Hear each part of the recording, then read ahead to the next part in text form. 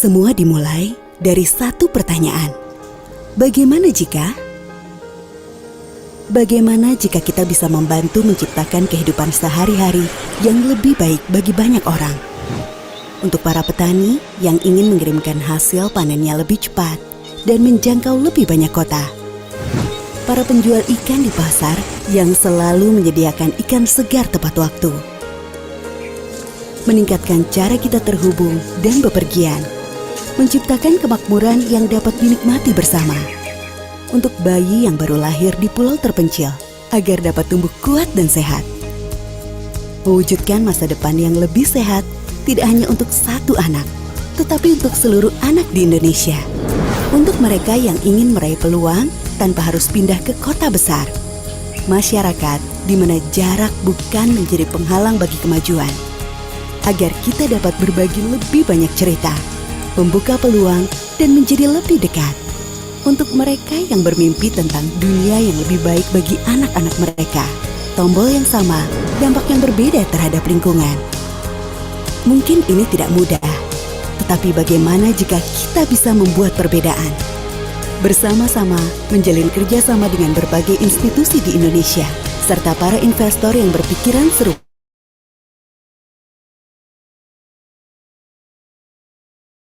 Sekedar pertumbuhan, kami berjuang untuk dampak positif yang berkelanjutan. Membangun masa depan yang sejahtera tanpa membebani hari esok. Memaksimalkan pengembalian untuk mendorong lebih banyak proyek pembangunan. Berinvestasi di aset-aset yang tepat untuk menghasilkan pengembalian yang optimal dengan risiko terukur. Kami bertujuan untuk membantu mewujudkan pembangunan Indonesia yang berkelanjutan dan menciptakan kemakmuran bagi generasi mendatang. Menggabungkan potensi kuat Indonesia dengan praktik terbaik global. Memperhatikan detail, mengadopsi teknologi yang tepat, dan memberikan eksekusi terbaik. Dan semangat para individu dari berbagai latar belakang. Berdedikasi untuk mendorong kesuksesan dalam perjalanan investasi kami bersama-sama. Kami percaya akan investasi yang bertanggung jawab untuk melindungi masa depan seluruh masyarakat Indonesia. Dan kesuksesan bagi mitra investasi kami. Kami tidak hanya berinvestasi untuk hari ini, tetapi juga membangun jalan menuju hari esok yang lebih sejahtera.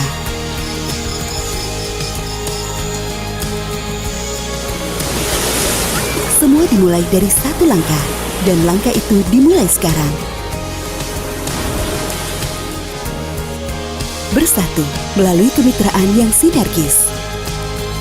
Kami hadir untuk membangun masa depan yang kokoh bagi Indonesia. Melalui setiap proyek, langkah demi langkah. Mulai hari ini. Kini Indonesia bisa bangkit lebih kuat, lebih cepat, lebih berani, bersama dengan Anda. Berinvestasi dengan tanggung jawab. Memperhatikan setiap detail dengan praktik terbaik global untuk memberikan pengembalian yang optimal dengan risiko terukur. Untuk generasi yang lebih gemilang, untuk masa depan Indonesia yang berkelanjutan.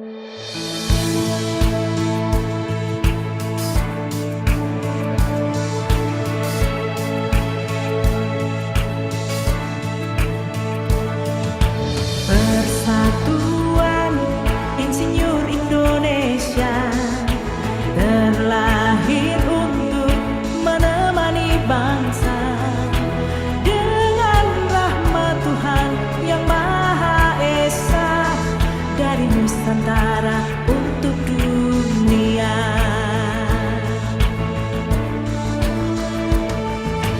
Setiap langkah adalah perubahan, selalu terdepan dalam perjuangan, penggerak pembangunan dan kemerdekaan, takutkan setiap tantangan zaman. Dengan ilmu dan teknologi, PII setia mengabdi.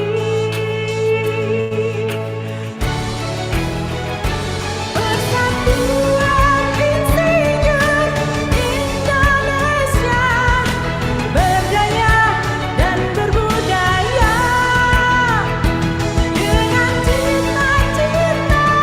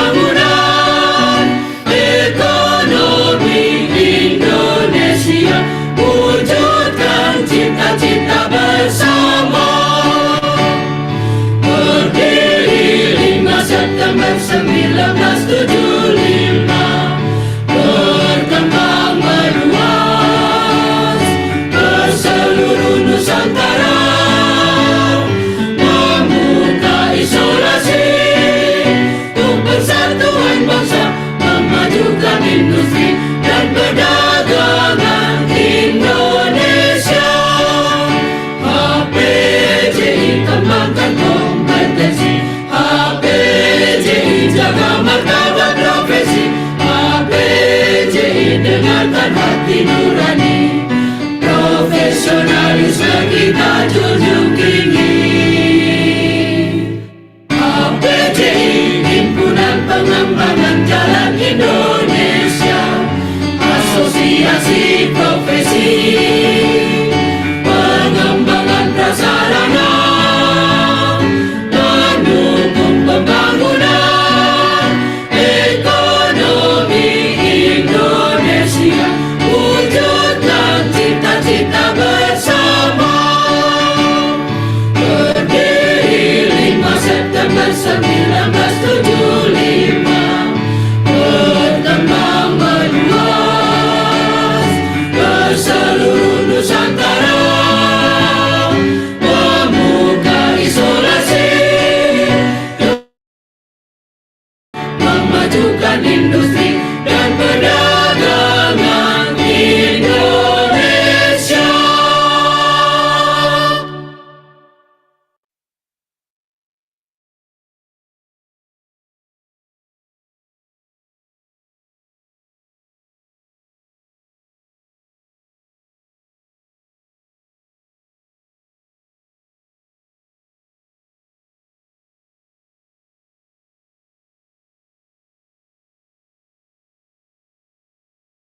Ladies and gentlemen, good afternoon, and welcome to the webinar entitled Financing Transport Investment, brought together to facilitate dialogue and knowledge exchange on strategic financing mechanism for transport infrastructure in Southeast Asia. My name is Farah, and I have the distinct honor to serving of Master of Ceremony for this afternoon's webinar. Before we begin today's session, please note that the attendance link will be shared later on in the chat box. So kindly ensure you fill it during the session. Let us take a moment to pause and reflect, and may this forum foster meaningful collaboration, informed perspective, and actionable insight towards strengthening transport infrastructure and financing. Prayers begin.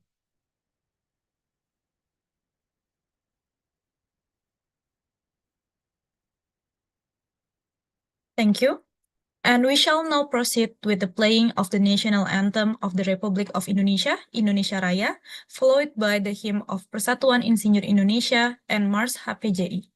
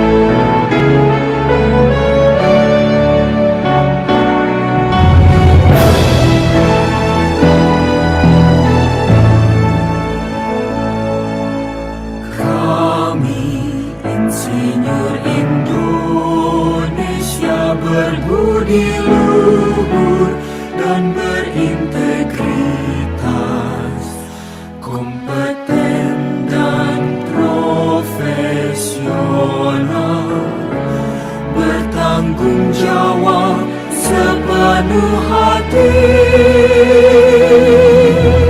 Kami insinyur Indonesia, kami menerangi negeri, mempersatukan Nusantara, membuka cakrawala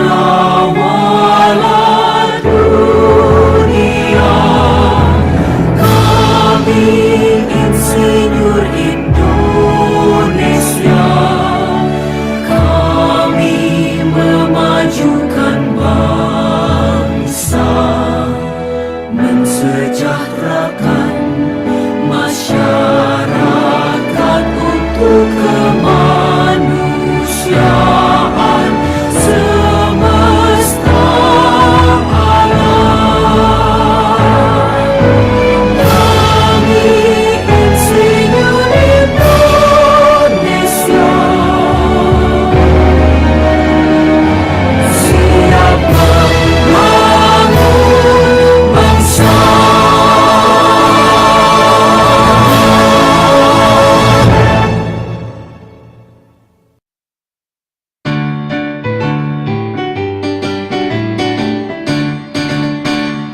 HPJI, Himpunan Pengembangan Jalan Indonesia, Asosiasi Profesi Pengembangan Prasarana, mendukung pembangunan ekonomi Indonesia, wujudkan cita-cita bersama. Berdiri 5 September 1975, berkembang meluas ke seluruh Nusantara, membuka isolasi untuk persatuan bangsa, memajukan industri dan perdagangan Indonesia.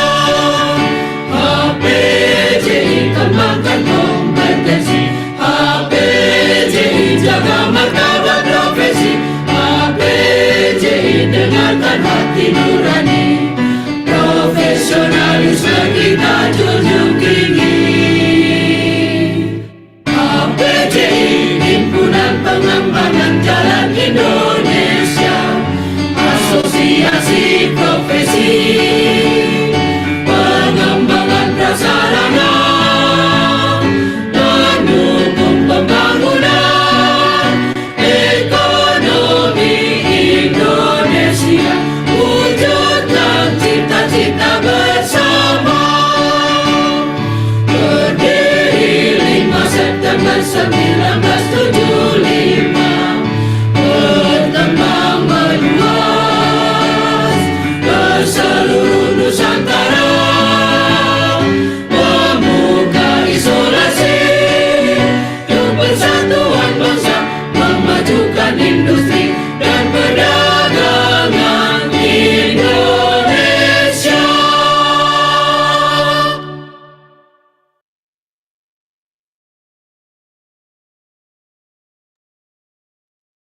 Next is the opening remark segment.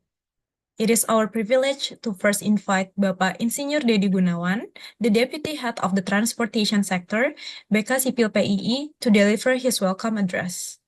To Pak Dedi, the floor is yours. Thank you, Bu Farhan.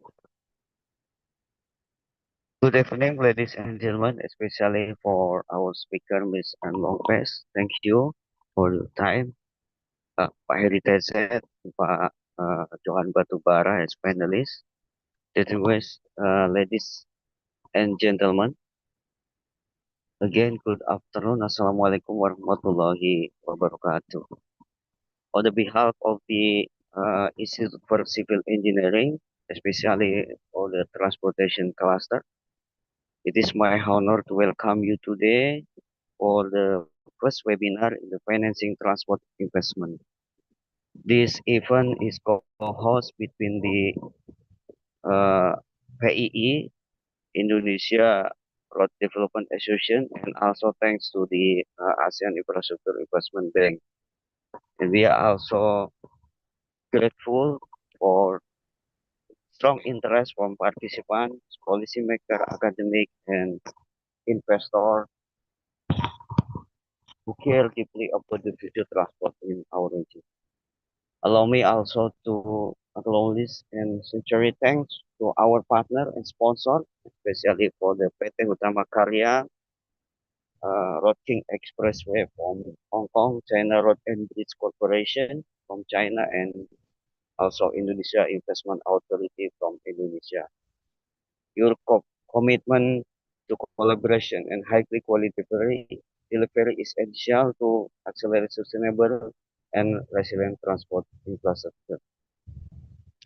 We know that in our policy, especially in Indonesia, the transportation sector is now become less funded, no less priority, and public budget also have the constraint. So we have to find another solution for the financing scheme. Uh, let's say like the public-private partnership, ability payment scheme, land value capture, and other tool of the finance. And I think today our speaker, this is Anna, who have many experience in the financial scheme, will deliver that tool. And also today, Pak Heri Tezer, the former Director General of Infrastructure Financing, and also Pak Johan Batubara will be a panelist. To all the participants, I encourage you to have the fruitful discussion, a question and answer, and I think with this webinar is to exchange the lesson we can apply to our words, not only in theory. Thank you again for the cooperation sponsor and speaker to making this event possible. And I wish you I wish you all to have a productive webinar and many actionable takeaway. Thank you. Assalamualaikum warahmatullahi wabarakatuh. Good evening. Please, Miss Farah. Thank you, Pak Dedi, for your thoughtful and encouraging remarks. And let us now proceed to the main segment of today's webinar.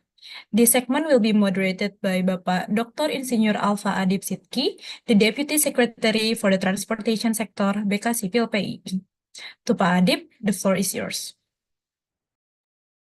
Okay, thank you, Mbak Farah, for the MC. Good afternoon, ladies and gentlemen. Assalamualaikum warahmatullahi wabarakatuh.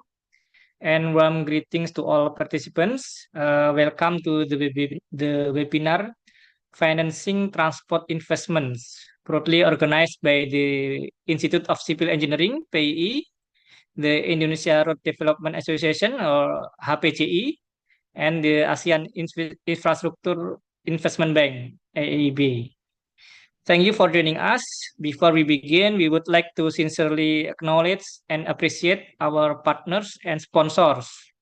Our gratitude goes to PT Hutama Karya, Road King Expressway, China Road and Bridge Corporation, CRBC, and the Indonesia Investment Authority, INA, for its contribution and partnership in delivering this webinar.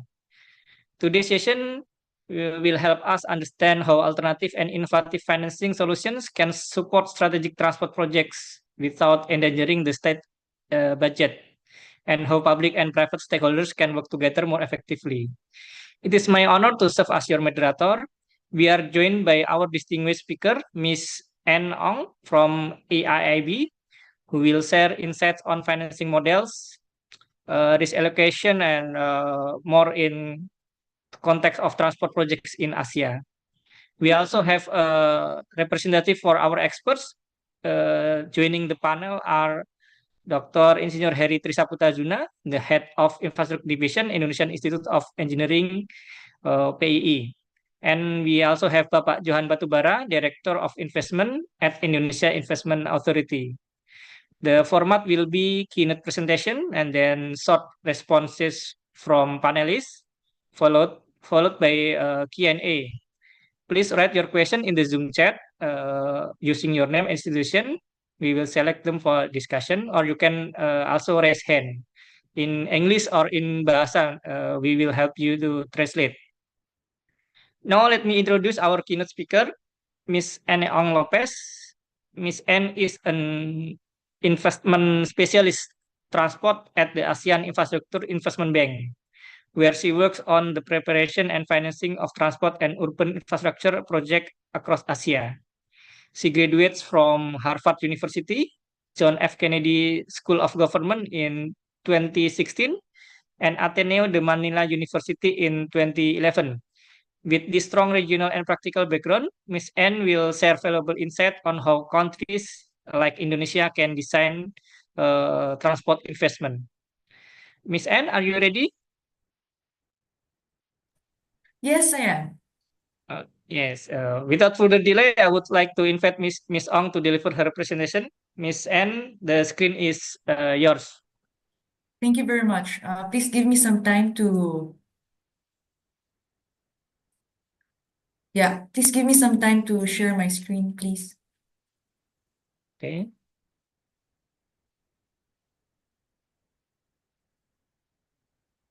Can you see my screen? Still loading.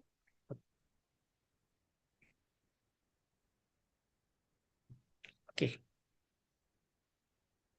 Can you see it now? Yes, it's good.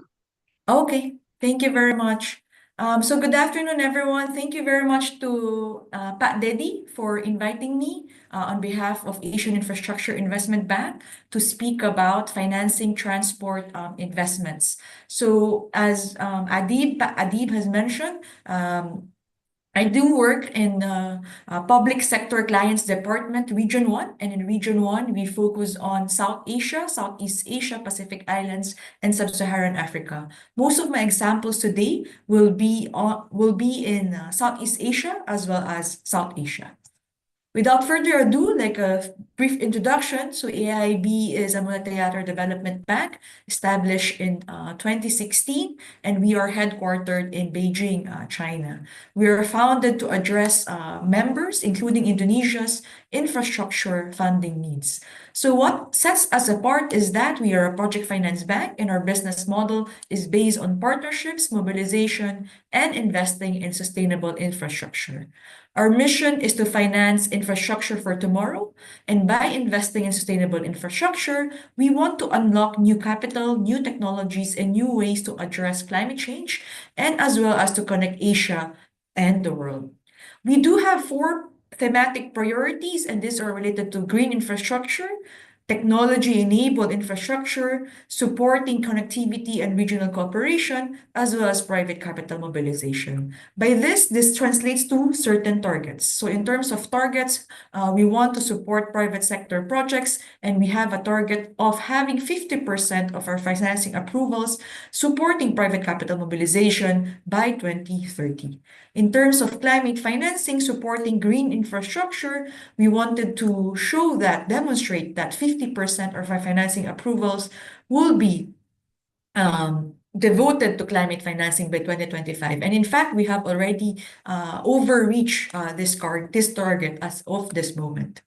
By 2030 as well, we hope that 25 to 30% of our financing approval would be supporting cross-border connectivity projects that demonstrate export potential, facilitate exports of goods between one country to another country. We have a strong credit strength, AAA bank, and we can provide both sovereign-backed financing, meaning that in this type of financing, the borrower is a sovereign, government of Indonesia, and this could be in terms of a loan as well as in terms of a guarantee. When it comes to non-sovereign backed financing, which we can also support, we can provide support to provincial and municipal governments, state-owned enterprise, as well as private sector, as long as there is no government guarantee. And modalities or instruments can be in terms of project finance loans, mezzanine debt, equity, corporate loan, and other catalytic investments such as funds, bonds, and guarantees. We have a total of 110 approved members and important part of that is your country, Indonesia. As I mentioned, we are devoted to infrastructure, and when we say infrastructure, this is very diverse. A very prominent one, and which is the focus of my presentation, will be on transport. There is also energy, water, urban infrastructure, digital technology, social infrastructure, and other productive sectors such as manufacturing, for example. In terms of our portfolio, we have a total of 338 projects in 39 members, approving a total of, at the moment, $64 billion. Transport is our second largest sector, comprising 20% of our total financing. We have invested in 69 projects in 19 members, totaling $14 billion. Well, what transport mode have we investing in? I was mentioning to you, we have invested $14 billion, 69 projects in 19 members. Mainly, big chunk of this are in roads, followed by urban transport, air transport, as well as railways. We have also a similar number in the pipeline, about $12 billion, comprising 42 projects in 19 members.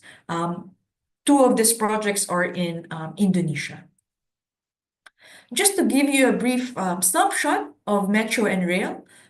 So in this sector, we have investments across a diverse set of countries, such as in Manila, Philippines, where we are preparing the MRT4 project. In India, we do have a lot. We have invested in the Haryana Orbital Rail Corridor, in Mumbai Metro, Bangalore Metro, Chennai Metro, Kochi Metro. On the western part of the world, we have also invested in Izmir Metro in Turkey, in Istanbul, as well as in Egypt, for example.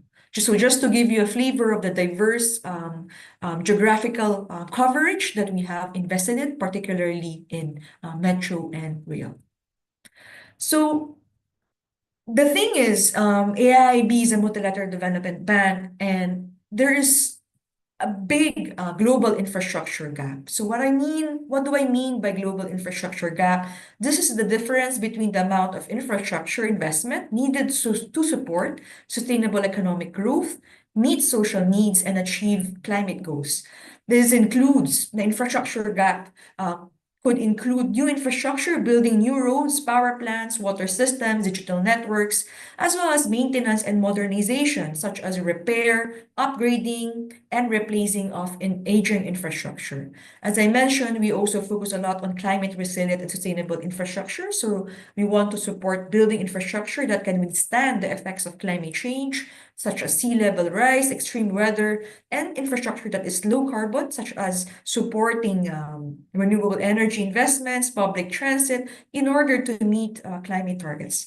The scale of this infrastructure gap at the global level varies by source, but they all point to a huge deficit. So ADB, for example, has a paper where they demonstrated that developing Asia will actually need to invest 1.7 trillion annually in infrastructure until 2030 to maintain its growth momentum, tackle poverty, and respond to climate change. Similarly, Global Infrastructure Hub, which is a World Bank facility, shares that majority of global infrastructure investment gap is in the road and electricity sector, and estimate shows that there is an 8 trillion infrastructure investment gap in the road sector. So in the road sector, as you can see, there is a growing road infrastructure investment measured in terms of million kilometers to roads.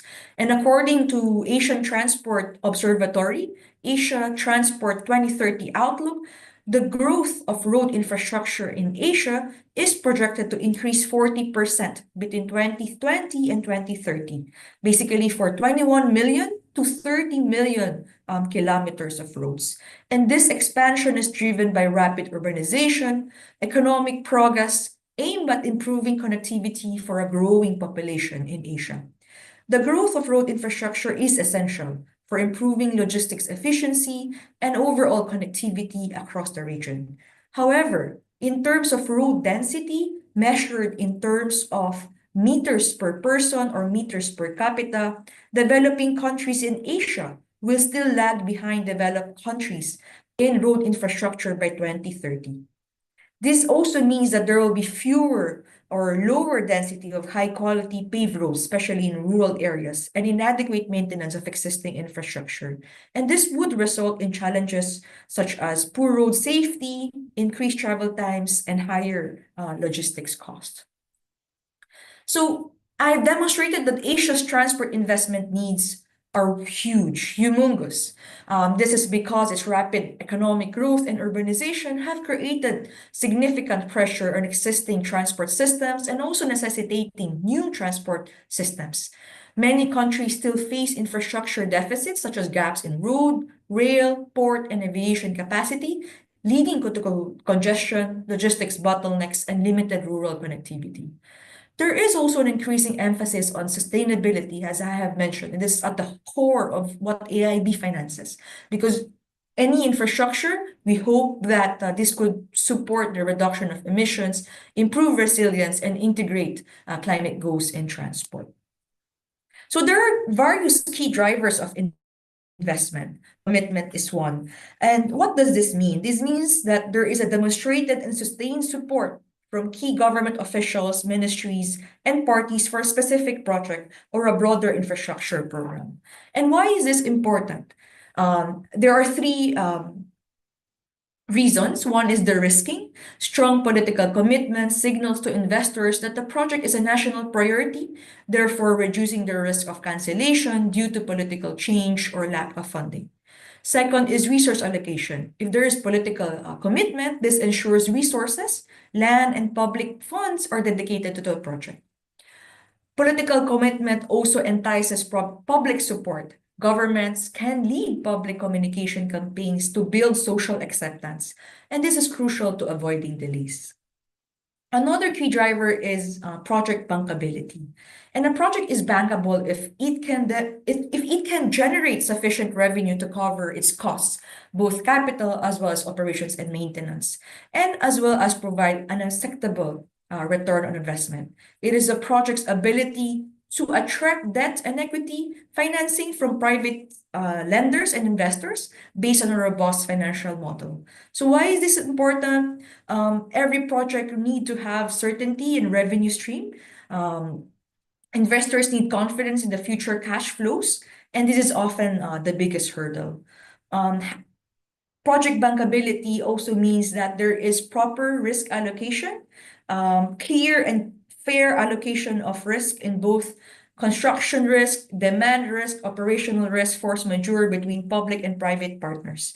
And as we know, if the private sector bears all the unpredictable risk, they will demand a prohibitively high return to investment, therefore affecting the bankability and implementability of the project. Economic viability. So while this is related to bankability, there is a broader concept focused on the project's value to the overall economy and not just financial profitability. This is the project's contribution to the wider economy measured through its socioeconomic benefits. And why does economic viability drive investment? One is public justification. Even if a project requires public subsidy, it can be justified if its economic benefits such as time savings for commuters, increased productivity for businesses actually exceeds total economic costs. And this is usually calculated through the cost-benefit analysis framework. Economic viability, if a project is economically viable, this could also substantiate or attract public funding. Governments are more likely to commit public money or guarantees to projects with high economic internal rate of return. So a rural road project, for example, may not be financially profitable, not financially bankable due to low customer density, but its economic viability is high because it enables education, access to healthcare, as well as local business growth. Another key driver is environmental and social sustainability, and this has evolved merely from something that is nice to have to a non-negotiable driver for most investors and lenders. And this is about this is the process of assessing and managing a project's environmental and social impact processes and impacts throughout its life cycles aligned with say AIIB's environmental and social policy, for example.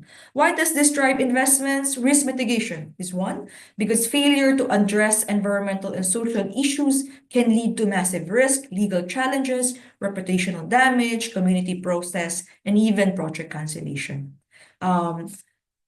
Environmental and social sustainability in projects could also facilitate access to capital, given that there is a large and growing pool of capital dedicated to sustainable investing. Finally, long-term resilience of both the investments as well as the users of such infrastructure or transport investments.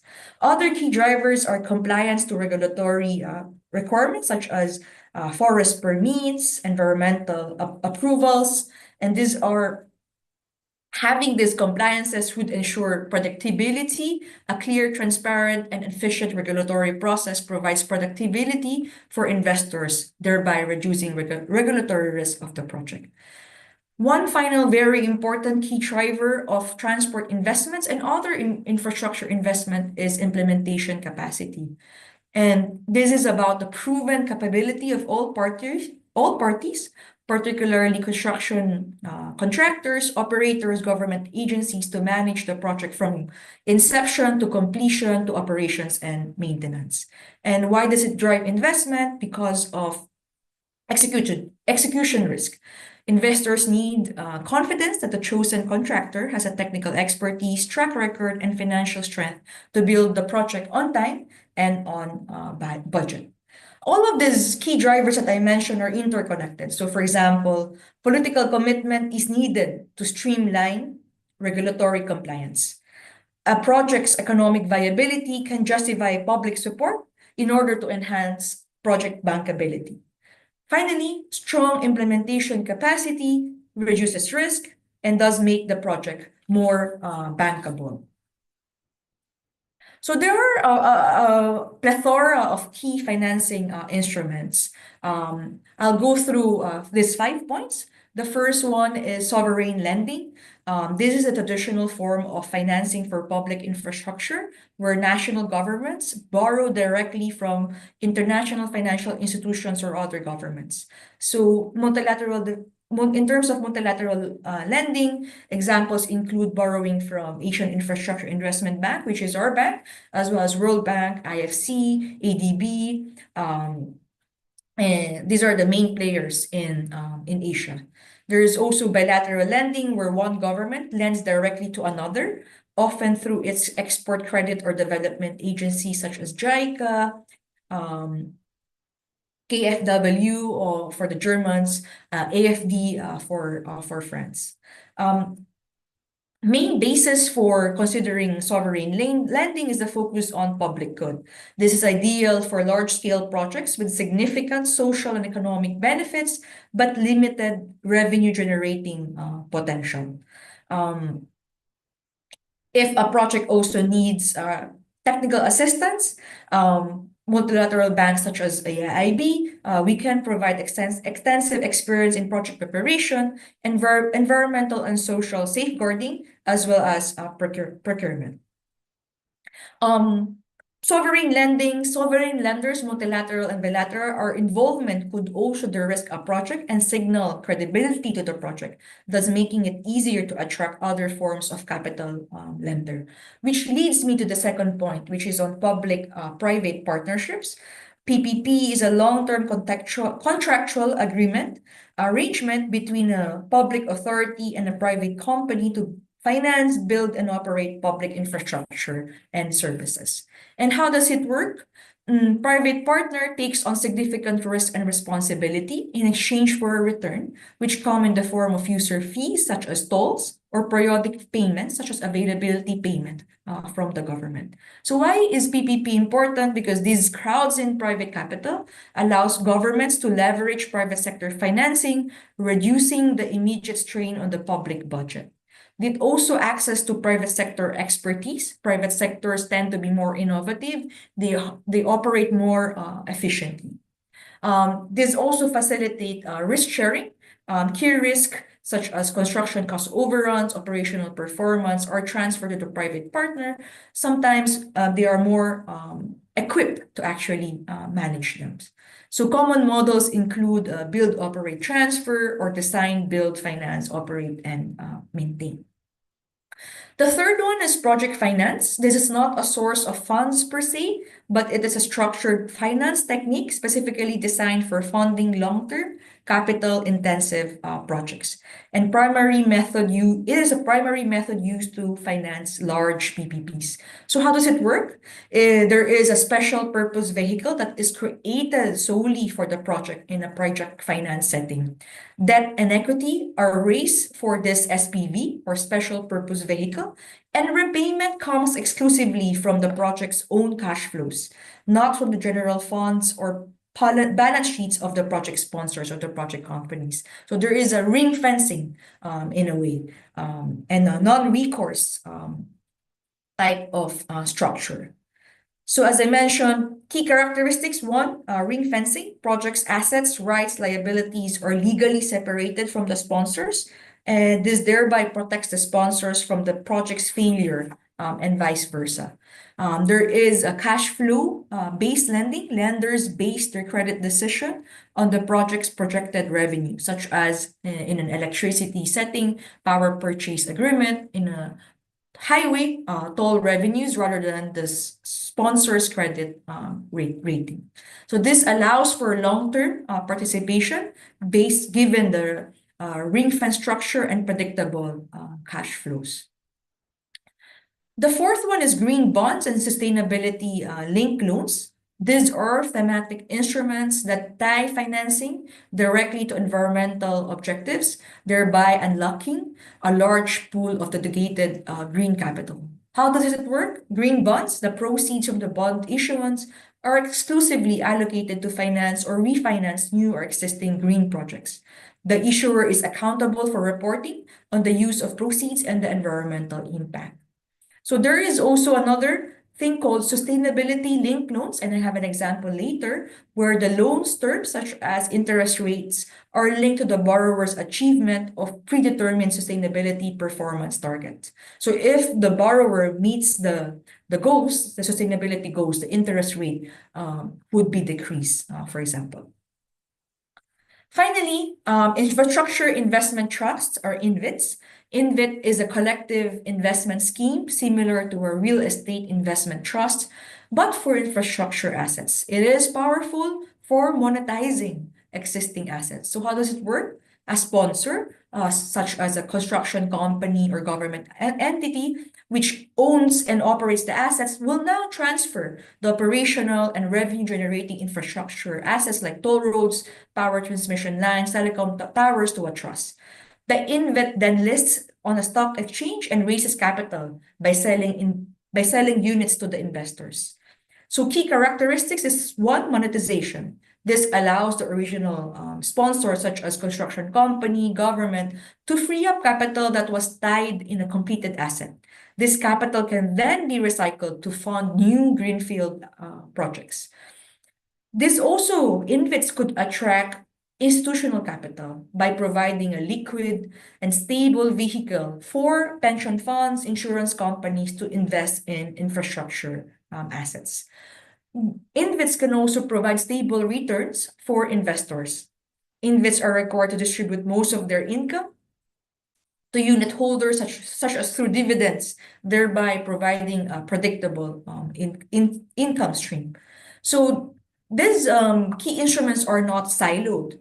In practice, for a single large infrastructure project, for example, like a new airport, a new toll road, you might actually combine several of these instruments. One, sovereign lending for land acquisition, site preparation, PPP structure for the terminal, project finance to fund a special purpose vehicle, and eventually an INVIT or infrastructure investment trust to monetize the asset once it becomes operational and generates stable cash flows.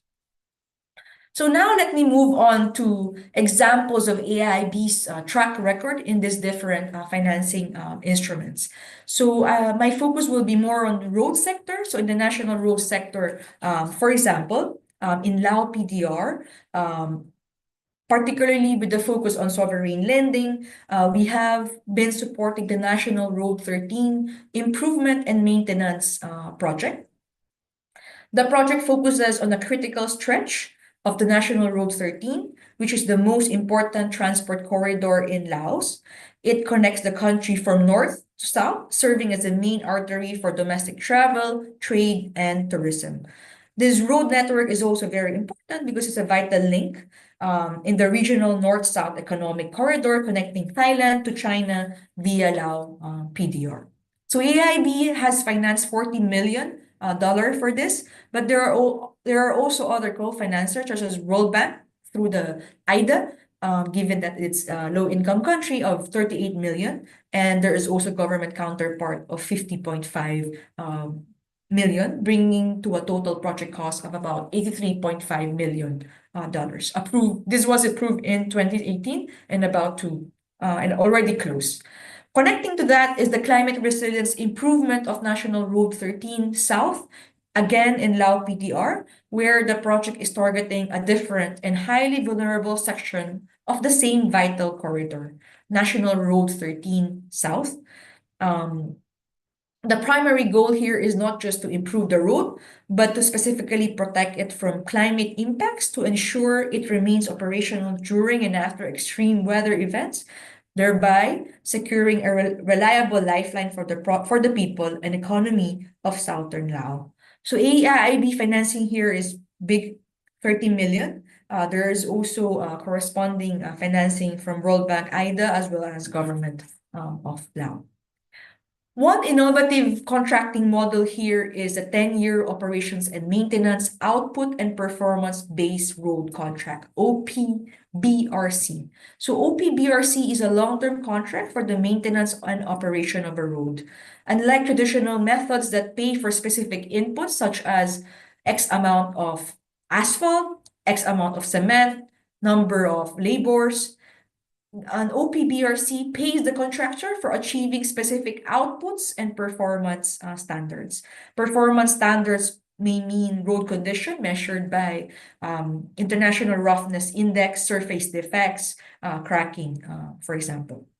And why is this considered innovative? One, not really increasingly used in the roads sector, but not yet that prevalent. But at the same time, it's innovative because it ensures long-term climate resilience. It prevents build neglect cycle, considering that traditional projects often see roads deteriorate quickly after construction because maintenance is underfunded or poorly executed. It also protects investments. Climate resilience features, such as improved drainage, reinforced slopes, are only effective if they are well maintained. This type of contracting ensures that the drainage systems are designed to handle heavy rainfall and are functional depending on its design life, directly protecting the project's core incentive. This model also aligns incentives between the contractor and the government, promotes life cycle cost efficiency, facilitates better construction, as well as transfers performance risk to the private contractor.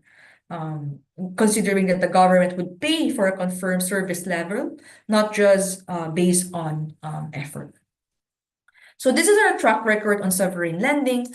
Now, we have also other examples in India, Madhya Pradesh rural connectivity projects, which I handled and now close, also co-financing with the World Bank, and an ongoing Andhra Pradesh rural road connectivity projects, all trying to improve rural road transport connectivity, accessibility through resilient infrastructure in the different states in India, such as Madhya Pradesh, as well as Andhra Pradesh. We do have sovereign lending in railways as well, and the examples I provide here are in India again, Delhi Meerut Regional Rapid Transit System, the Haryana Orbital Rail Corridor project, as well as a Mumbai Urban Transport project, where AIB has financed a significant chunk of the project cost. The first one has been 500 million, second one at the moment for this phase one or part A, 128 million, and then phase three for Mumbai for 500 million. Now let me move on to public-private partnerships. So according to the reference guide, PPP reference guide by the World Bank 2014, it is a long-term contract between the public and private party for the development and or management of a public asset or service in which the private agent bears significant risk and management responsibility through the life of the contract, and remuneration is significantly linked to performance and or the demand or use of the service or asset. So it's a mouthful here, but I'm happy to help you deconstruct this definition. So first, in terms of a long-term contract between the public party and a private party. This means that arrangement should be sufficiently long-term to enable effective risk transfer. The relationship of the party should also be documented to ensure clarity. PPP, as we mentioned, both includes public as well as private. So public, the government will be the procurer of services, and the private sector will deliver the services, usually through a special purpose vehicle or SPV. So we also mentioned development and management of assets. This one ensures efficiency through bundling the responsibility for the design, construction of the assets, as well as long-term maintenance and management. Finally, one operative word here is performance-linked payment. Payment to the private sector is linked to performance to align the interests of the private partner with the objectives of the public sector. So benefits and cost of PPPs. In terms of benefits, I list a few things. One is PPPs alleviates budget constraints through private capital mobilization, enabling funding requirements to be deferred. There's higher flexibility in contracting, and the for-profit nature of the private sector enables the project to better manage costs. Private partner takes cost overrun risk over contract life and is incentivized to design life cycle to optimize overall costs. We could also argue that there is a reliability in construction time and delivery of service quality because of the incentives through performance link payment. Output specifications also fosters innovation to design, construct, and manage project in a more cost-effective manner. Finally, one more benefit is that allocating risk to private sector provides value for money as they are better able to manage risk and assess price. On the other hand, there are costs to PPPs, and PPPs are not suitable for all infrastructure projects. One is that PPP may seem more expensive than public procurement. Private sector cost of capital procurement and oversight cost is higher, and usually O&M costs are included. However, you can also say that this can be offset through risk transfer and efficiency. PPP projects can also take a longer time to process and procure due to the complexity of the transactions in project preparation and procurement. Additional upfront time can be offset by timely completion of construction. There is also potentially a public opinion against private sector role. Public sector may be concerned that private sector delivery will actually lead to new or increased charges. So there will be a need to ensure that charges are affordable, or toll fares are affordable, for example, in the context of roads, and that there is prior stakeholder consultation for PPP to be effective. And if the private partner fails, the public sector will also need to address public interests. So you will need to procure a strong and capable partner and have strong monitoring and oversight in PPP projects. Particularly in the road sector, there are various road PPP modalities. And in this slide, I named two things. One is road maintenance contracts. Increasingly, governments have outsourced road maintenance and rehabilitation to private contractors for a fixed payment arrangements. So benefits include governments can budget for rehabilitation and maintenance with certainty. Contractors will take into account the whole life cycle projects and therefore improve construction quality and ensure sustainability of service quality. As I mentioned, I gave the example of OPBRC contracts in Lao PDR as an example. This type of contracting require capital costs, usually at least 30% of contract price, and supporting ongoing maintenance, and contractors will be paid based on achievements of this performance. And then the second one is performance-based road maintenance contract. Little or no initial contracting works, but is more focused on routine and periodic maintenance, for example. The next PPP road modality is concession. So concession is a type of PPP where a private entity, the concessionaire, is granted the right to finance, design, build, operate, and maintain a public asset, such as a toll road, for a fixed period, such as 25 to 30 years. And after this period, the asset is transferred back to the public authority in a specified condition. Key feature is that concessionaire's primary source of revenues comes from user fees, such as tolls, and its ability to recover its investments and make a profit depends entirely on the actual usage of the road. So there are different types of concessions.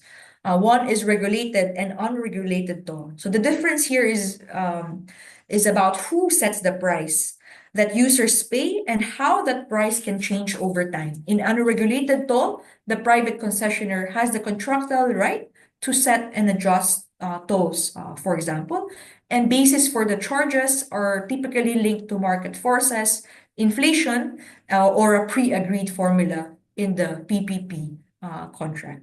And here in an unregulated toll, demand risk is usually with the private party.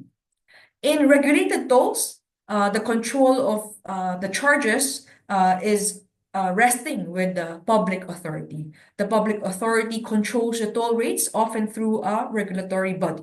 So in Indonesia, I know this is BPJT, for example, and charges, the basis for such are subject to government approval, often based on public interest, affordability, and political considerations. And the demand risk or tariff risk usually rests with public authority. The government bears the risk that it will not allow toll increases necessary to make the project financially viable.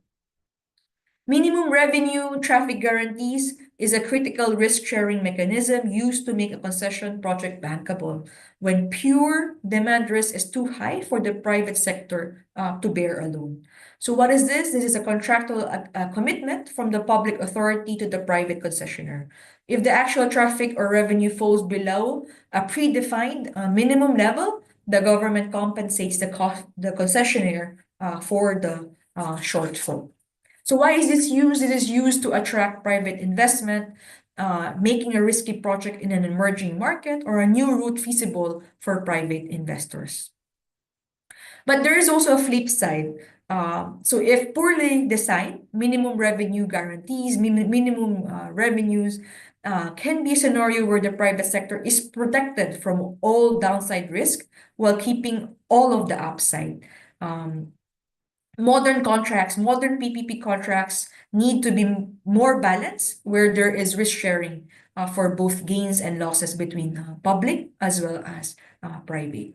Finally, viability gap financing. My understanding here, based on definition in Indonesia, based on the definition of IIGF, VGF is 40% of total project costs. For definition's sake, this is direct grant or capital subsidy provided by the public sector to make a socially beneficial but financially unviable PPP project attractive to private investors. So example is a critical bridge in a rural area. will be able to spur economic development, but then it will not see enough traffic to pay for itself through tolls alone. That's why a government can consider viability gap financing. In a way, these types of concessions, again, crowds in private capital, ensures value for money, supporting the delivery of public good. A third PPP modality is design, build, finance, operate, maintain contracts. Two types. One is private finance initiative, where a private company finances, builds, and operates a public project over a long-term contract. Instead of the government paying for the project upfront, it makes regular payments to the private company for its use and maintenance, effectively shifting upfront costs and some project risk to the private sector. The next one is hybrid annuity model, HAM. This is introduced in India in 2016, starting from 2016 to increase the pace of development of national highway networks. It combines the features of EPC contracts with DBFOM contract to create a hybrid financing model. So how does it work? 40% of project costs covered by authority is covered by the government with milestone payments during construction. Private partner raises the balance 60%, which is recouped by annuity payments from the authority. And the bidding parameter is based on the net present value of the whole life cost of the project. So in India, the operational period is limited to 15 years in a hybrid annuity model, for example. So in terms of AIB's track record in non-sovereign lending in project finance, for example. We have a project in Turkey, the Antalya-Alanya Motorway project, where we provided a senior secured project finance loan of 140 million to the project sponsor. The project has an objective to improve connectivity and road safety between two locations, Antalya and Alanya provinces, through the construction of an alternative motorway to the current state highway. Economic benefits relate to faster direct connection between the region of Antalya and Alanya, alleviate the congestion in the state highway, thus improving travel time and road safety for both the residents and the tourists. So the structure is such that you have a project sponsor, the largest contractor in Turkey, and there is this project which involves the design, financing, construction, operations, and maintenance and repairs of the motorway. The motorway is 117.8 kilometers in length, with mostly 3 lanes in each direction, 2 by 3, and it will run parallel to the existing toll-free state highway. So the sponsor was awarded the project by the Directorate General of Highways, the government, KGM, under a build, operate, transfer model with a concession period of 15 years, including 3 years of construction and 12 years operation, post which the sponsor shall transfer the motorway back to the government free of charge. So project benefits from the traffic guarantee revenue from the government, which covers 100,000 automobile equivalent per day.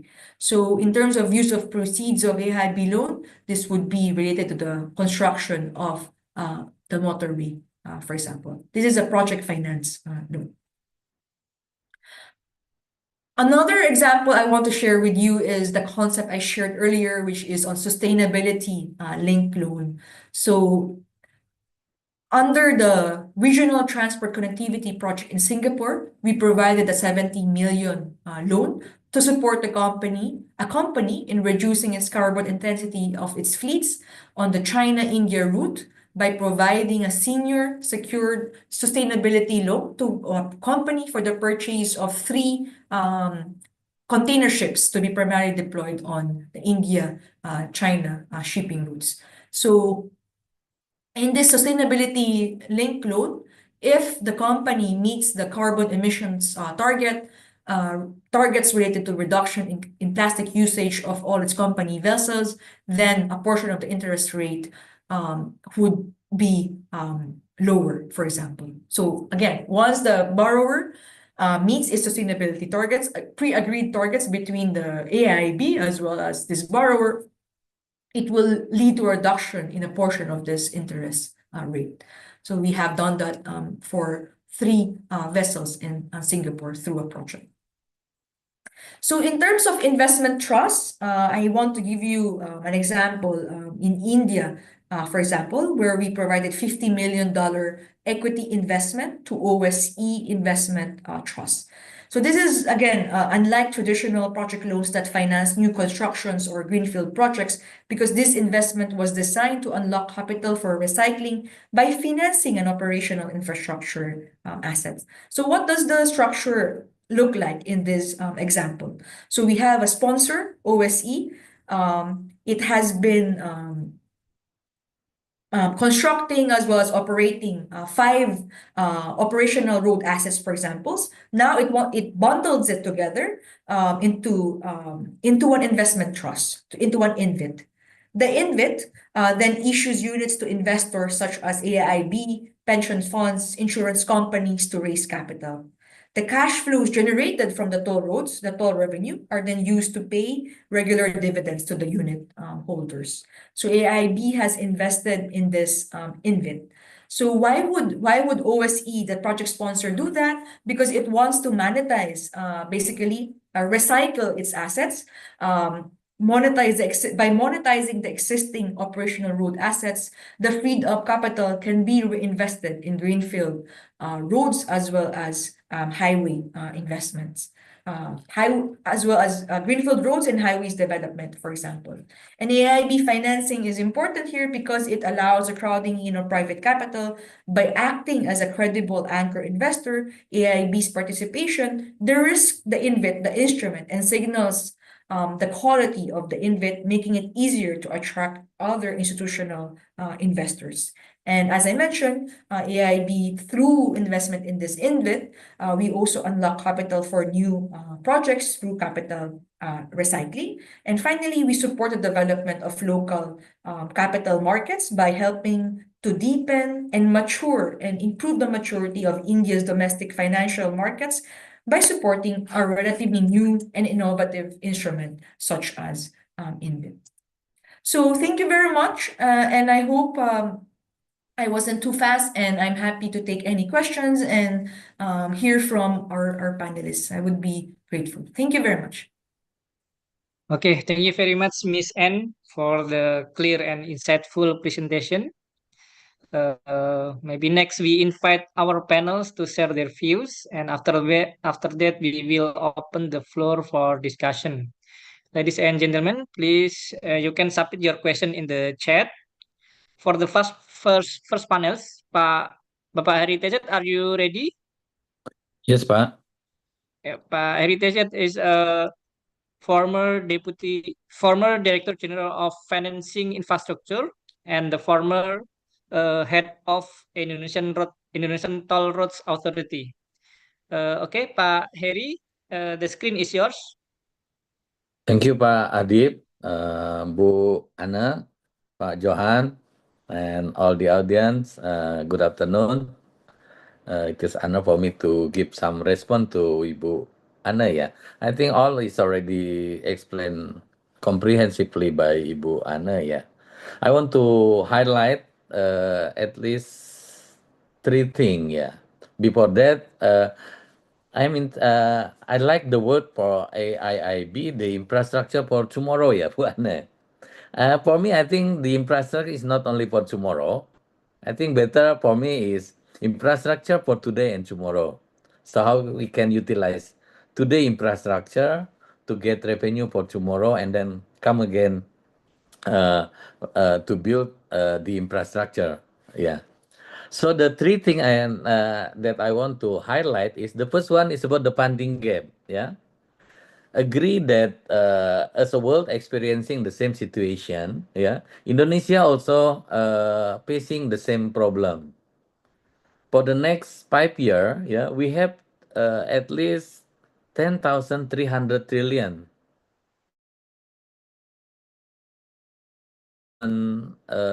money, public spending, public budget is only covered 39%. It means that we still miss another 61%, very huge amount of money, I believe. That's why from the presentation, the early one, I think it is opportunity for us to work together, Bu Ane, yeah. And I think with IIB we can create something, yeah, to allow the private sectors, pension fund and others, yeah, institutional investor to participate to fill the gap of 61% of the 10,300 trillion rupiah. And the second one is based on that problem. I believe it is our now to face the to be more creative and innovative. Yeah. Then based on this approach, I believe we wish to have a wise spending. Yeah, because limited budget. Of course, we have a budget constraint here. Then selection of project is very important. Yeah, we need only we can only build the project that important, urgent, and impact give impact to facilitate the 8% growth, I believe. And also the spirit is not only financing the project. Yeah, if say for example we work together with AIB, the spirit should how we can combine, yeah, the public budget to leverage the private sector. Currently, like other MDB, I see that AIB, World Bank, and also ADB, yeah, it seems that the sovereign and the private sector still work different way. And I think Indonesia can become like a pilot if Ibu Ani can apa find one project, for example, that we can implement that kind of balance public and private sources to scale up the project again to fill the funding gap. The second one is also important that we need to concentrate to best quality of infrastructure. Yeah, not only about financing, because so far we have a problem with the high maintenance costs, uh, high also cost overrun and time overrun. So during in this project that we selected later, maybe we can apply the concept of this best quality infrastructure by selecting the best contractor, yeah, to get long-lasting infrastructure as well as efficient operate and maintenance. Yeah. The third one is about the innovative funding. Yeah, not only from public budget, but also we should see the possibility to implement the tariff as a source of another source of funding, like a toll road. While other land value capture and commercial value capture is something that we need to create now. Yeah. Uh, Regulatory base, yeah, in Indonesia we have already presidential decree on that kind of land value capture. So I think again a pilot is very important to do this. Yeah. The next one is an innovative financing. Yeah, Pak Ibu Ane already mentioned many things. Yeah, starting from loan, bond. Yeah, bundling and it's established financing is one aspect that I see from the scheme that offered by Ibu Ane. Blended finance, and also I think we need to create like infrastructure fund, yeah, to allow that kind of blended finance more affordable for the private sector. And so established financing, of course, later on we need to go to the investor that only want to deal with the brownfield project.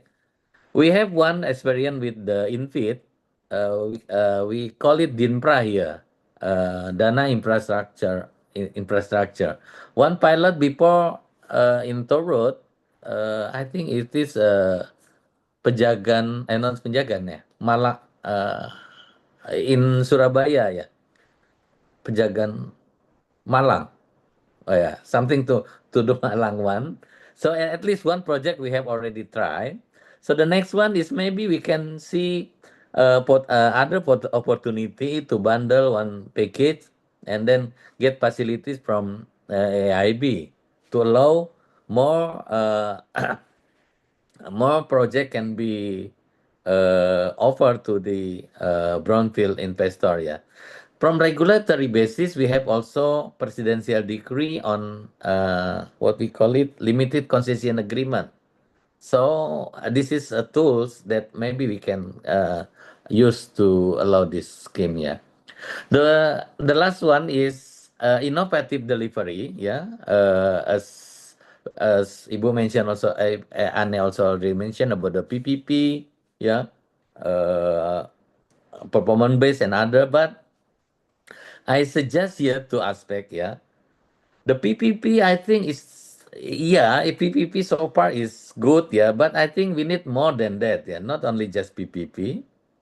I suggest we can explore more on the hybrid PPP, yeah. So the role of government through maybe in Indonesia we have the Nantara, we can explore how can the government through SOE can play more role to attract the private sector, not to compete, yeah. So hybrid PPP as a new PPP scheme, and then we can also explore EVC plus app, yeah, as Anne mentioned about the hybrid annuity scheme, to allow split PPP. Currently, we integrate creating asset and operating maintenance, but some fundamental aspect seems become biased in the implementation.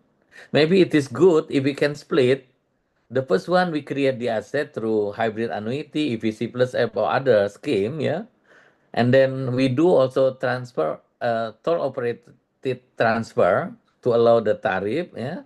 And later on, we monetize through the DINPRA as Anne mentioned in the presentation, yeah. So in that scheme, we can get the best quality of infrastructure, while give also benefit to government more because in other toll road experience, yeah, selling the Cikopo Palimanan, for example, the toll road company, the concessionaire can return 3.3 multiplied by book value. So the actually this area can get more benefit, not profit, yeah, and then give a fair risk allocation to the private sector, especially during the operation. And with this, yeah, the third one, I believe there are three action that we need to do. Triple action, I call it, yeah. The first one is since Indonesia is not like other country, yeah. We have very big challenge. The infrastructure status now, yeah, only 40%, I believe. Still far beyond lower than 70%, the average of the world, yeah. Then we need a faster PPP. Yeah, faster PPP mean we need to touch the project preparation much shorten. Yeah, the project should be well structured as well as ready. Currently, we face the problem. We offer many projects but not ready. That's why we deal with AIB for many projects but not deal, ya Bu Ane, because it is not ready. That's why I believe if we can talk together, Bu Ane, ya AIB, how can we create like land fund through sovereign loan, yeah, to buy the land, and then we can structure the money to be the polling fund later. So we don't rely too much with the. Of course, we rely to the government money, but we can do it after the land is available. Then we can make the project PPP faster. The second one, of course, we agree that we need to have feasible, bankable, and certain project. Otherwise, difficult. And also, as in the newspaper, if you read that 25% of the toll road is in the condition of low traffic, so like other mega project, they predict more, but in fact become less. Yeah, they predict uh, the cost is enough, but in fact there are cost of run and other. Yeah, and the third one is of course, yeah, we need to emphasize on sustainability and ESG. I think this all, yeah, but what I want to respond to Ibu Ane presentation, but agree that all we need to be structured, yeah, and then so with the pilot, and then with this we hope that the money the resources from IIB can be more utilized in Indonesia. Thank you.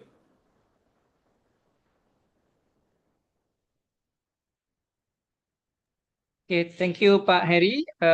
Miss Anne, before you respond, maybe I'll invite Pak Johan for the second panels. Pak Johan Batubara, are you Okay. ready, Pak Johan? Yeah, sure. I mean, really thanks Pak for Johan PII. is Director of Indonesian Investment Authority. Okay, Pak Johan, your screen is yours. Okay, thank you. I mean, thank you for PII to invite Ina for this event. Maybe for the benefit of the the people in this webinar. INA is Indonesian Investment Authority. We are the first Indonesian sovereign wealth fund created about 4.5 years ago.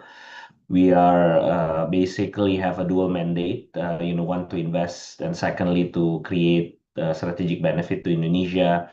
I think specifically on transport investment, want to highlight the two things that we have done, which is one is in toll road. We are basically in a mini scale participate in asset recycling through our transaction with Hakka and Waskita. We want to do more, but there's some challenges. Probably not. We don't need to discuss everything here, but that's one thing. The second one is we create a joint venture partner with DP World, which is the one of the global player in port operator to operate the Belawan new container terminal. So I think just to highlight to AIB team, we have met with your team members mostly in the certain infrastructure team, probably combination within, I think it's morely on the private sector operation. But we are, basically bringing co-investor coming into Indonesia one way or the other, can be going through directly to projects, etc. I think, really appreciate on the basically on the materials. I think this is something that we know, and I think we want to bring more foreign investors coming into Indonesia. I think this is a good way to share the market standard out there, and I think in terms of the risk sharing participation, even in auto road platform creation, when we bought the asset with Haka, we participate with ADIA and APG. I think a lot of things in Indonesia are still too bespoke for a lot of foreign investors. I think a lot of the regulatory and government certainty, rule of law, etc., is always the key observation. I think that's probably something that we need to work on. That's one, right? I think in terms of toll road, for example, I think Pak Heri Tezat mentioned a good example on a couple of toll road that makes significant amount of return for investors, but also in the same time he also mentioned there's a lot of toll road that's probably not making a good return for investors. So I think this is a way to I think the discussion should also discuss things how to balance between the interests of investors, the interests of the construction industry, etc. Right? This is where the hybrid capital annuity model probably balance between greenfield investing, which is pretty much been taken by developers or construction companies versus a stabilized asset or mature asset in toll road that's probably taken by different type of investors, right? Which is a bit more conservative investor like pension fund, etc. I think we would like to participate more investing, and hopefully we can work together on a couple of projects. Happy to, I think we were also hoping to work more with POPR to get ideas on a couple of projects. I think Pak Heritage had mentioned about prioritization. I think we should pick one or two impactful the projects, whether it's toll road or not toll road, but things that can attract more and more investors to come to Indonesia. Maybe I'll pause there and continue the conversation Q&A. Happy to mention our interest. Okay, thank you, Pak Johan. Miss Ani, maybe you have respond for Pak Heri and Pak Johan. Pak Heri mentioned economic growth and then have to concentrate to quality as well. Pak Juan also mentioned about that toll road is not have a good return compared to other sectors. Maybe do you have any comment for Pak Heri and Pak Johan? Yeah, Please. thank you very much, Pa Adib. Thank you very much, Pa Harry TZ, as well as Pa Johan, for your intervention. So I'm very happy that both of you I provided a very high level picture based on AIB's experience in various countries, and you were able to contextualize it to Indonesia's context. So this is very much appreciated. So I would like to say that what Pat Harry TZ was mentioning, that it's important project selection, project prioritization, including having specific criteria such as impact, as well as creating a pilot to demonstrate bankability is quite important. So in a way, if you are able to select a certain project correctly, then you could minimize the risk that Pat Harry TZ was mentioning, that many of the toll roads have low traffic, have low return of investment for the private investor, for example. So really support this concept about piloting. So giving the cliche of the devil is in the details. So project prioritization is very important to have details, because each project has its own, it's located in a specific location, and it has its own peculiarity. So, I mean, I have been hearing a lot, to Pak Johan's point, I've been hearing a lot of asset recycling as well in Indonesia, and it's quite similar to the Indian concept, to what they are doing in INVIT, for example, in India. And definitely AIB could be supportive given its experiences in India. So I was just mentioning one INVIT example, but I do recall probably we also invest in two more INVITs in India. So whether as a equity investor or as a debt investor, so happy to share our experiences in a deeper manner as well in the future. Thank you. Okay, thank you, Miss Anne. Any comment or addition from Pak Heri or Pak Johan? Other participants also can raise hand or write in the Zoom chat if you have question. Pak Heri, is there any more comment? Aneh ya, relating with the AIB as well ya. How about the idea of uh, splitting the development and operation in terms of the investment ya? To allow more private sector participation, especially now many equity fund like and also sovereign wealth fund that only concentrate in the brownfield area.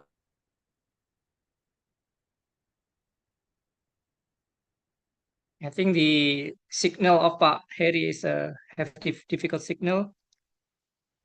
Okay, but we can catch that the idea is how is Sorry, there any split investment? Okay, sorry Pak ya. Heri? Yeah, Okay. sorry. Yeah, splitting the process into two stages. One is the developer, which they can concentrate in the construction, the best quality of infrastructure. The second one, like Pak Johan and other, can participate in the securitization process. So, the creating asset, maybe we can use the hybrid annuity scheme, yeah, for certain period. Then and after that we offer this to monetize to the market. Is it? I mean, I want to know how interesting with this AIB with this scheme, Bu Ane. Yeah, Okay, thank Bu you very Ane. much, Pak Harry, for this one. I think this is a very interesting kind of like model, split PPP. As in the India example, the operational life of hybrid annuity model, for example, is over a life of 15 years, right? So you have to have that contract with the private sector where 40% of the construction costs will come from the government, and then the rest will come from hybrid annuity payments after the contractor has constructed and started to operate and maintain over the 15 year time period. So on the other hand, there is asset recycling after this 15 year time period, and asset recycling would only work when the asset is able to demonstrate its capacity to generate enough revenues, and it has to be brownfield, for example. So to the extent that the design life or the operational life of these assets, such as the toll road, would exceed 15 years, for example, and there is proper operations and maintenance throughout the life of the asset, then it could be a workable solution, for example. Yeah, maybe if I may add on our hat, right, Pak Heri, we're actually thinking about curating. I think there's two bucket, right? I think one is on the development platform, what we call it. Development means building. But we need to, at least INE, we are having a thinking about it, but we need to curate the project or the roads that have relatively lower risk, especially in terms of one, potential traffic, and second, on the execution, means the actual construction itself, right? I think very few, probably in a more higher density urban areas, we can take that potential risk as a commercial investors. And then once that particular project is ready, we can recycle it to our stabilized asset, mature asset platform, like the one operated by Pa Adi Reza in Rafflesia. So we are thinking about it. Of course, I think specifically on risk that is very managed. I think the issue for potential investors, like we probably know or know more, I think on greenfield risk in new frontier areas, right? I think where areas that is relatively new in development, where an actual overall development of that area maybe take another 5 to 15 years, depends on how you calculate. That's probably the biggest challenge for pure private capital to invest.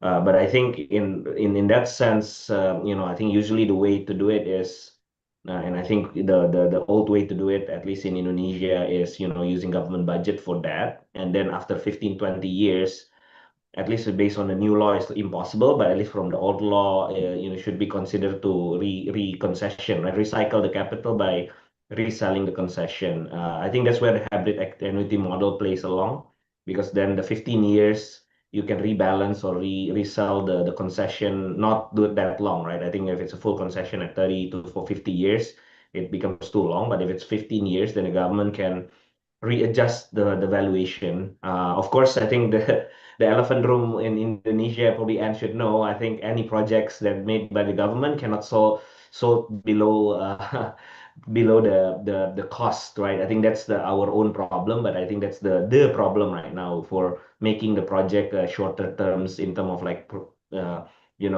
resell it back to the private sector investors basically. Okay. Can I add another one, Pak Adip, Yes, please, Pak to Heri. combine both? Yeah, I think the idea can be like this, Pak. Maybe Ina would like to be like a standby guarantor.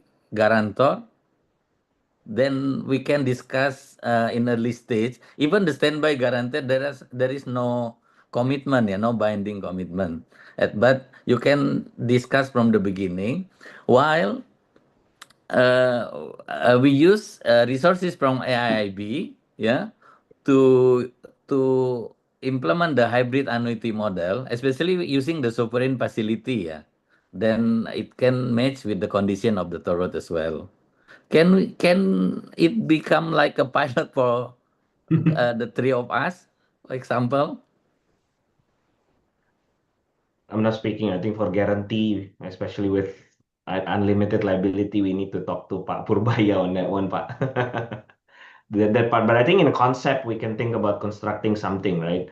Where Yes. the risk transfer, can be balanced between us, and I mean, to be perfectly honest, we are commercial entity, so I think whoever give the last resort of the guarantee should be a government entity, because I think we are quasi government, just to pretty aligned with Pak Heri Rezat. So I think we can play a role in the middle to be catalytic, to be like Ann mentioned, if there's IIB, then everybody knows it's credible project. Similarly, that's what also INA Inspire. If there INA is there, it's already a very highly vetted project, etc. So hopefully that guarantee will not be needed anymore by the government, but at least it's a really really last resort.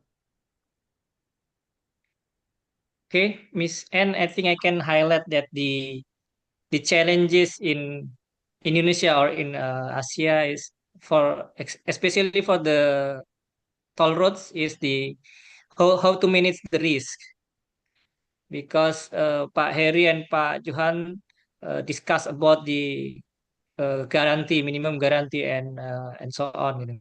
So, how's your opinion about how to make a scheme that, or how to manage risk between the private sector and government? Is there any special strategies for Indonesia? Maybe do you have any idea? Thank you. I mean, maybe before coming to your question, I mean, coming back to Pak Harry's regarding the hybrid annuity model. So in that model, so AIB can come in two forms. One is to support on a sovereign back financing side, the government's contribution to the construction costs, the 40%, for example. So we could provide you a sovereign back financing for that. At the same time, AIB could come in also to support the debt or equity, mostly debt investment of the special purpose vehicle that would be constructing as well as operating and maintaining the asset over its agreed life, for example. So that's two areas where AIB can come in. So I do agree that if there is any guarantee, usually we would look for a guarantee from the government, for example.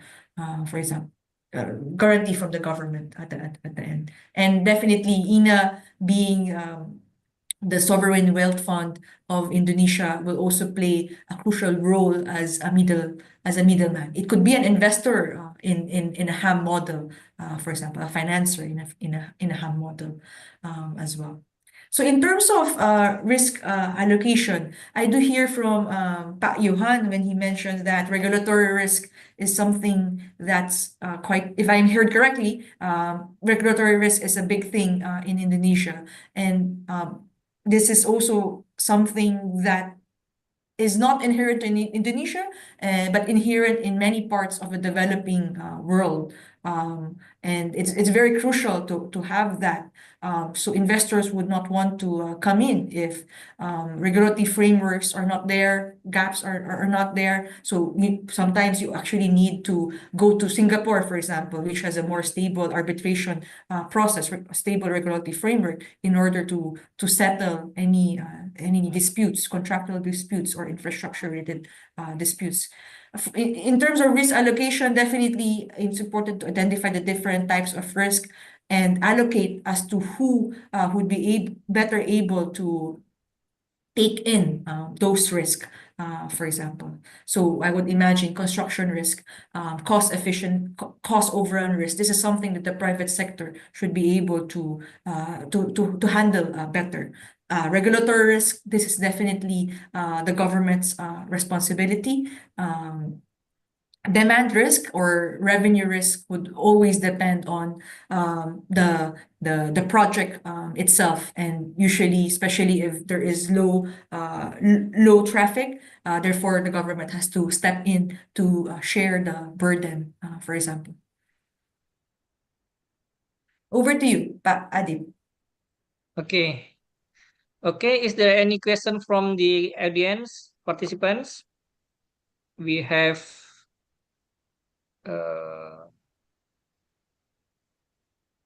ada Pak Budi Harimawan, Bapak mau ini Bapak diskusi, atau Bu Erna dari DJPI?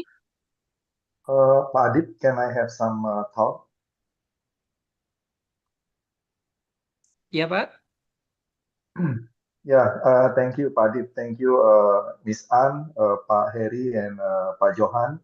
I just want to ask some questions related to the investment need.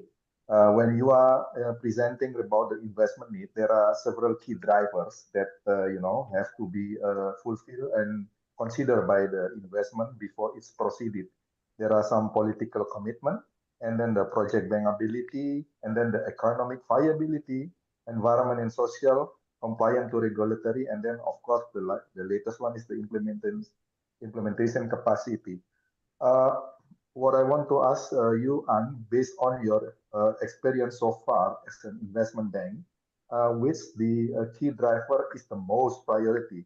Because I know that all of these key driver are very important, but where is the top two or top three criteria that we have to consider at the most before we proceeding to go for the investment? Thank you. Thank you, Pak Okay, Reza. the top two drivers and All the right. Thank top you very two much or for top your three key query. drivers.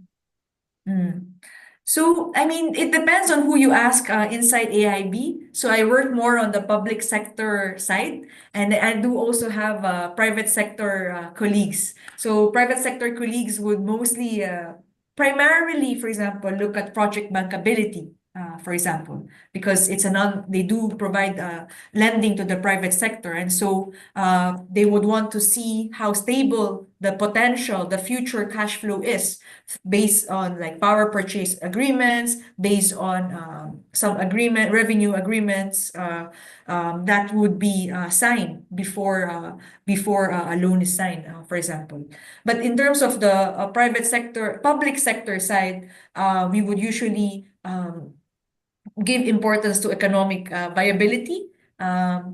Basically, how would the project provide wider economic benefits to the community, even if it is not financially viable.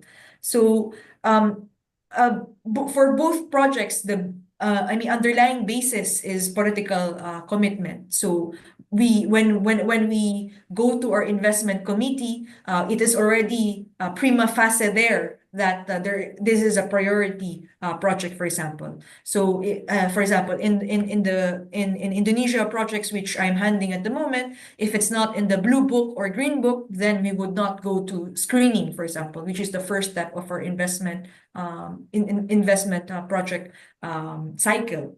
So the very first basis is it should be in the blue book and green book, because blue book and green book is like the holy cradle of any project prioritization, for example, from your side. I mean, it's hard. I mean, your question is very hard because at the same time, we do see ourselves as a sustainable climate bank, for example. So environmental and social sustainability is also quite important to us, and we also need to disperse. We're a bank, so you have to have good implementation capacity from the project implementation unit side, as well as from the company side, to execute the project so that we could disburse our loan. At the end of the day, we are a bank. So I mean, even if you mentioned that, even if you ask me which is most important, I would still say that everything is quite important. Yeah. Okay, noted. Noted. Thank you. Thank you Thank you, for Pa. this. Okay, any comment, Pak Reza? Yeah, I think I think it's quite clear that cannot be single most priority for each of key driver. It's based on the specific project and specific requirement, and what is the project purpose to, something like that. So I think it's difficult to have some like a blindly which one is the most priority, something like that. It's all depend on the the subject, the project, and the purpose, etc. Okay, noted. Thank you for the explanation, Mrs. An. Okay, Pak Reza. Okay, from the audience, is there any question or discussion?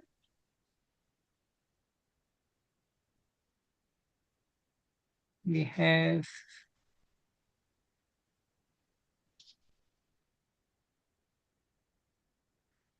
ada Bu Erna, we have Bu Erna, ada discussion Bu Erna,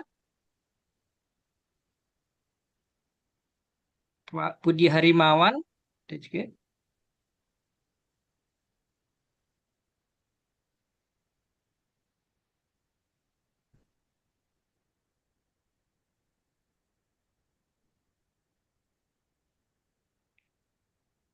Okay, is there any more discussion from the panelists?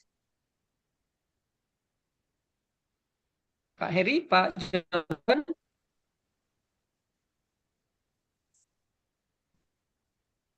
Bapak Ibu silakan kalau ada pertanyaan bahasa Indonesia nggak apa-apa, kita coba bantu translasi nanti.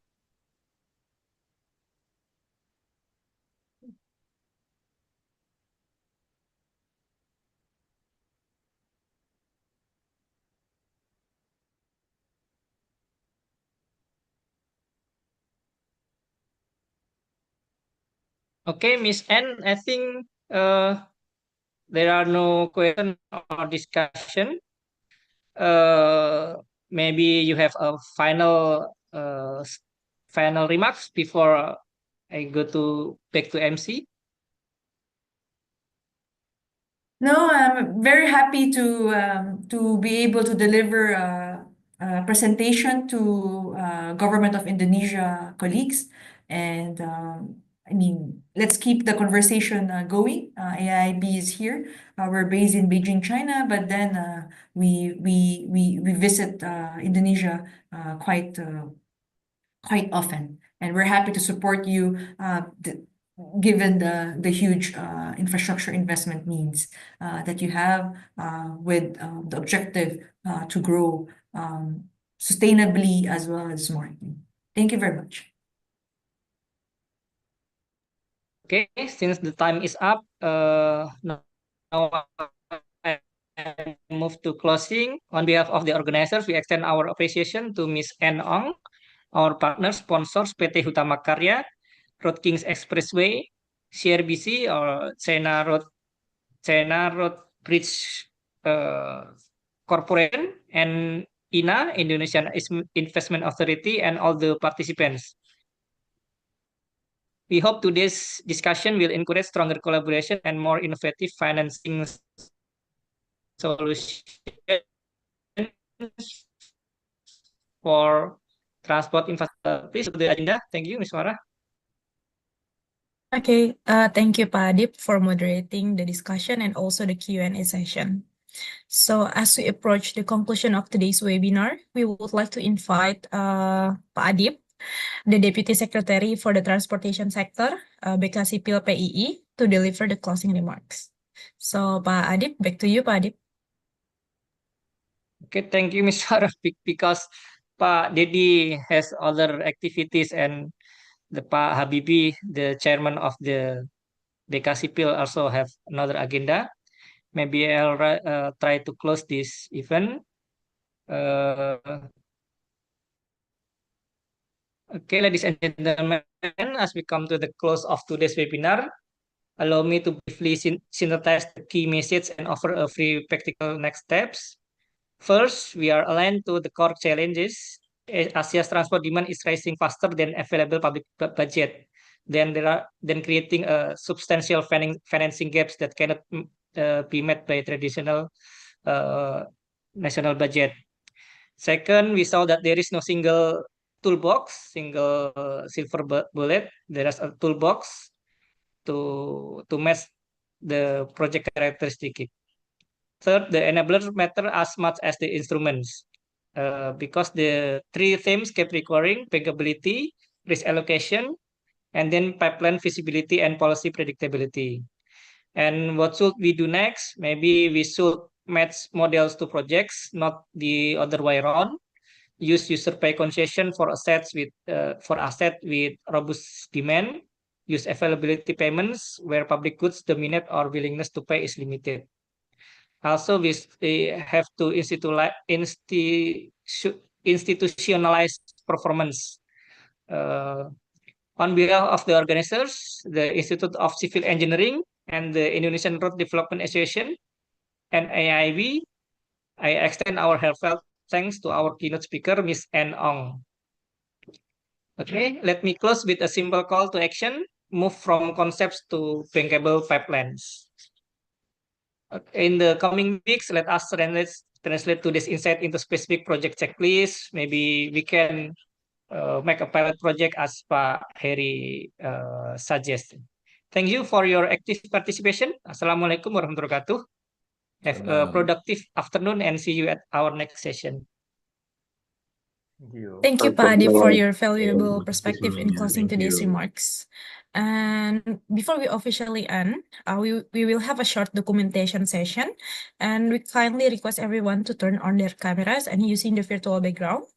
So the documentation session will be led by our operator. So meanwhile, please open up your camera, guys. Okay, we wait for another 30 seconds. Please, if you can open your camera and using our virtual background, please use it. Okay, we wait until 15:59.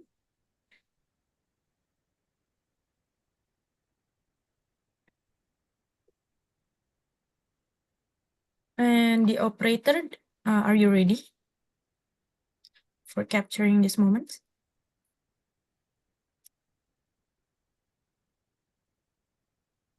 Okay, but okay, then hold, and then I will count down. 3, 2, 1. Everyone smile. Okay, once again. 3, 2, 1. The next page. 3, 2, 1.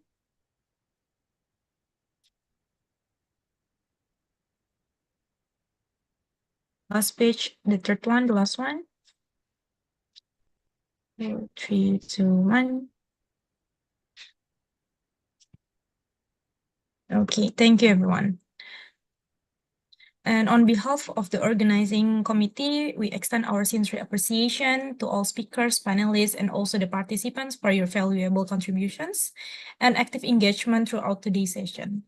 So we hope that the insight that you shared today will continue to inspire the collaboration and also the innovation in advancing transport infrastructure investment across the region.